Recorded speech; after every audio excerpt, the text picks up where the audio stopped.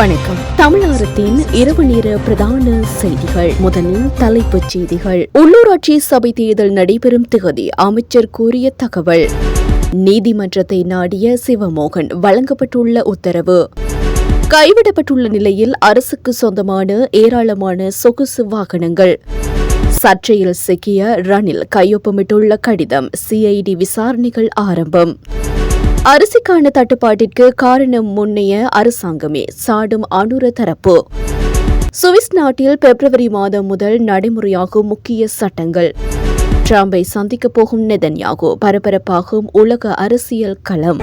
New Rangaraj தங்க சுரங்கம், Markham and Steeles, 6055 Steeles avenue east, C102. தொடர்பென விரிவான செய்திகள்.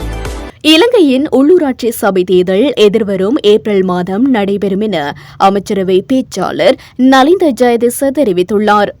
இன்று நடைபெற்றுள்ள அமைச்சரவை ஊடக சந்திப்பில் கலந்து கொண்டு கருத்து தெரிவிக்கும் போதே அவர் இந்த விடயத்தினை உறுதிப்படுத்தியுள்ளார்.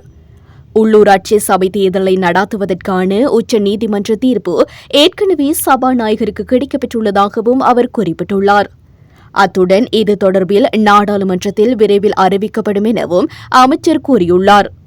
மாகாண சபை தேர்தலை நடாத்துவது தொடர்பில் உள்ளூராட்சி சபை தேர்தல் முடிவடைந்த பின்னர் தீர்மானிக்கப்படும் எனவும் அவர் மேலும் சுட்டிக்காட்டியுள்ளார்.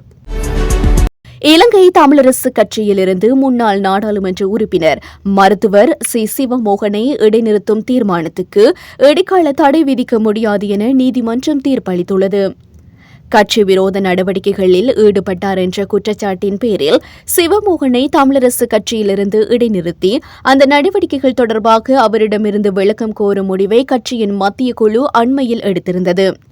அதற்கு எதிராக கடந்த 22ஆம் தேதி யாழ் மாவட்ட நீதிமன்றத்தில் சிவமோகன் சார்பில் வழக்கு ஒன்று தாக்கல் செய்யப்பட்டுள்ளது. அந்த வழக்கில் தமக்கு எதிராக கட்சிக்குள் எடுக்கப்பட்டிருந்த இடைநிறுத்த உத்தரவுக்கு எதிராக இடைக்கால தடை விதிக்கும்படி சிவமோகன் கோரியிருந்தார். சட்டத்தரணி குருபரணினால் தாக்கல் செய்யப்பட்டுள்ள இந்த வழக்கில் அவர் முன்னிலையாகி நீதிமன்றத்தில் வாதிட்டிருந்தார். ஒரு தரப்பாக சமர்ப்பிக்கப்பட்ட வாதங்களை செவிமடுத்த நீதிபதி சதீஸ்கரன் உத்தரவு வழங்குவதை ஒத்திவைத்தார். குறித்த உத்தரவு நேற்று வழங்கப்பட்டுள்ள நிலையில் அதில் இடைக்கால தடை விதிக்க முடியாது என்று நீதிபதி தெரிவித்துள்ளார். அத்துடன் அத்தகைய வழக்குக்கான அடிப்படை ஏதும் இல்லை என்ற முடிவையும் நீதிபதி தனது உத்தரவில் குறிப்பிட்டிருக்கின்றார். எனினும் எதிராளிகளுக்கு அறிவித்தல் அனுப்ப உத்தரவிட்டுள்ள நீதிபதி வழக்கை பிப்ரவரி 22ஆம் தேதிக்கு ஒத்திவைத்துள்ளமை குறிப்பிடத்தக்கது. கைவிடப்பட்டுள்ள நிலையில் காணப்பட்டுள்ள அரசுக்கு சொந்தமான ஏராளமான சொகுசு வாகனங்கள் கொழும்பில் கண்டுபிடிக்கப்பட்டுள்ளன. கொழும்பு 7 அமைந்துள்ள சிராவஸ்தி மாளிகையில் கைவிடப்பட்டுள்ள நிலையில் அரசாங்கத்துக்கு சொந்தமான ஏராளமான வாகனங்கள் கண்டுபிடிக்கப்பட்டுள்ளதாக தகவல்கள் வெளியாகியுள்ளது.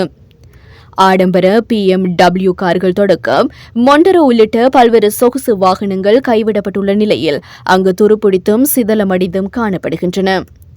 சிராவஸ்தி மாளிகையை நாடாளுமன்ற உறுப்பினர்களின் தங்கு விடுதியாக பயன்படுத்தும் நோக்கில் மேற்கொள்ளப்பட்டுள்ள ஆய்வின் போது இந்த விடயம் கண்டறியப்பட்டுள்ளது.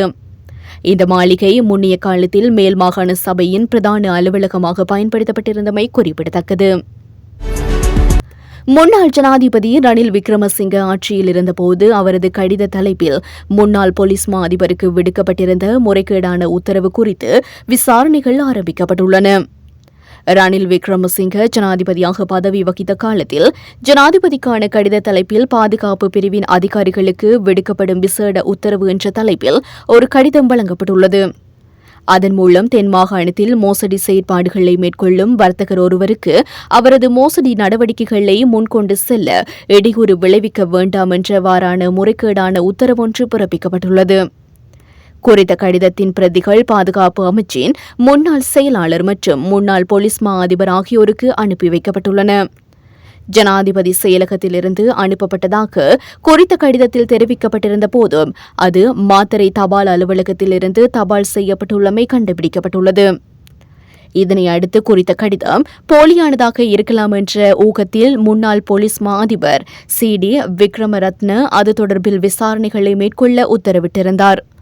அதன் பிரகாரம் தற்போதைக்கு விசாரணைகள் முன்னெடுக்கப்பட்டுள்ளதாக தெரிவிக்கப்படுகின்றது. கடந்த காலங்களில் இருந்த அரசாங்கங்கள் நெல்லினை சேமித்து வைத்து உரிய பொறிமுறையின் கீழ் மக்களுக்கு அரிசியினை விநியோகிப்பதற்கான செயல்முறையினை மேற்கொண்டிருந்தால் இவ்வகையான தட்டுப்பாடுகளும் விலை அதிகரிப்பும் ஏற்பட்டிருக்காது என தேசிய மக்கள் சக்தியின் வன்னி மாவட்ட நாடாளுமன்ற உறுப்பினர் மா ஜெகதீஸ்வரன் தெரிவித்துள்ளார். வவுனியாவில் நேற்று இடம்பெற்றுள்ள ஊடகவியலாளர் சந்திப்பின் போதே அவர் இந்த விடயத்தினை குறிப்பிட்டுள்ளார். அவர் மேலும் கருத்து தெரிவிக்கையில், நாம் நாடாளுமன்றம் செல்கின்ற நாட்கள் மற்றும் ஞாயிற்றுக்கிழமை தவிர்ந்த ஏனைய நாட்களிலே ஒருங்கிணைப்பு குழு அலுவலகத்தில் எங்களது பிரசன்னம் இருக்கும். இந்த நாட்களிலே மக்கள் தங்களுடைய குறைகளினை இங்கு வந்து எம்மிடம் தெரிவித்துக் கொள்ள முடியும். பொதுவாக அரசாங்கத்தில் தெரிவிக்கப்பட்ட விடயங்கள் மற்றும் வாக்குறுதிகள் நிறைவேற்றப்படவில்லை என்ற கருத்து மக்கள் மத்தியிலே காணப்படுகின்றது. என்றாலும் கூட எமது இந்த 5 வருட கால ஆட்சியினுள் எங்களால் தெரிவிக்கப்பட்ட அனைத்து விடயங்களும் முழுமையாக நிவர்த்தி செய்யப்படும். குறிப்பாக நாம் ஆட்சி அமைத்து 3 மாத கால பகுதிக்குள் நாம் வழங்கிய வாக்குறுதியின் அடிப்படையில் படிப்படியாக பல்வேறுபட்ட விடயங்களை தீர்த்து வைத்துக் கொண்டிருக்கின்றோம். அரசின் மீது தேங்காய் விலை மற்றும் அரிசி விலை அதிகரித்துள்ளதாக ஒரு குற்றச்சாட்டு சுமத்தப்படுகின்றது. நாம் ஆட்சிக்கு வந்து 3 மாதங்களே ஆகின்ற நிலையில் அரிசி விலை தொடர்பாக எம்மிடம் கேட்கப்படுகின்றது. கடந்த காலங்களில் இருந்த அரசாங்கங்கள் நெல்லினை சேமித்து வைத்து உரிய பொறிமுறையின் கீழ் மக்களுக்கு அரிசியினை விநியோகிப்பதற்கான செயல்முறையினை மேற்கொண்டிருந்தால் இவ்வகையான தட்டுப்பாடுகளும் விலை அதிகரிப்பும் ஏற்பட்டிருக்காது.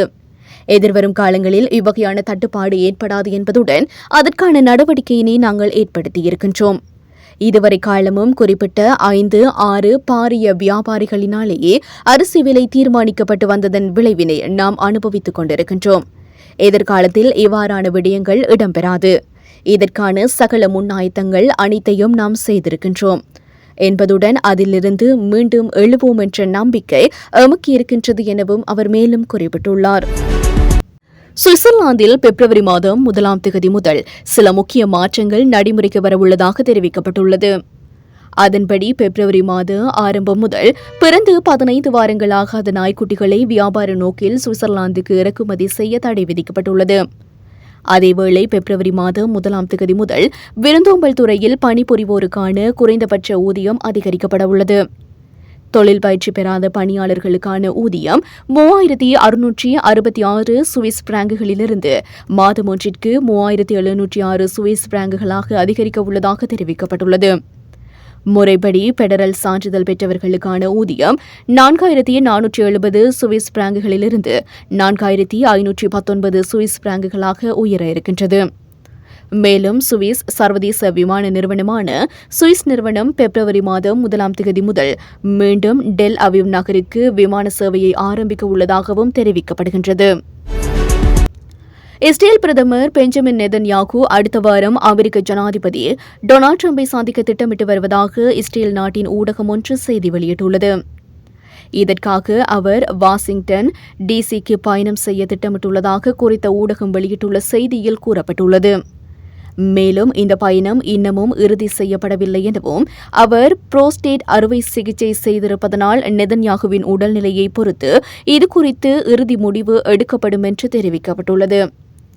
தற்போதைய தகவல்களின்படி பயணம் செய்தால் தனது 2வது பதவிக்காலத்தில் ஜனாதிபதி டொனால்டு டிரம்பை சந்திக்கும் முதல் வெளிநாட்டு தலைவராக நெதன்யாகு காணப்படுகின்றார்.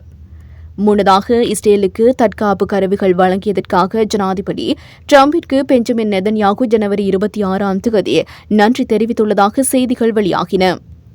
இதுகுறித்த தனது எக்ஸ் தள பதிவில் பிரதமர் நெதன்யாகு இஸ்ரேலுக்கு தன்னை தற்காத்துக் கொள்ளவும் நமது பொதுவான எதிரிகளை எதிர்கொள்ளவும் அமைதி மற்றும் செழிப்பு நிறைந்த எதிர்காலத்தை பாதுகாக்கவும் தேவையான கருவிகளை வழங்குவதாக நீங்கள் அளித்த வாக்குறுதியை காப்பாற்றியதற்காக ஜனாதிபதி டிரம்பிற்கு நன்றி என குறிப்பிடப்பட்டுள்ளமை குறிப்பிடத்தக்கது.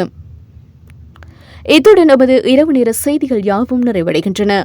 மேலதிக செய்திகளை அறிந்து கொள்ள www.tamilaram.com எனும் இணையதளத்தை பார்வையிடுங்கள்.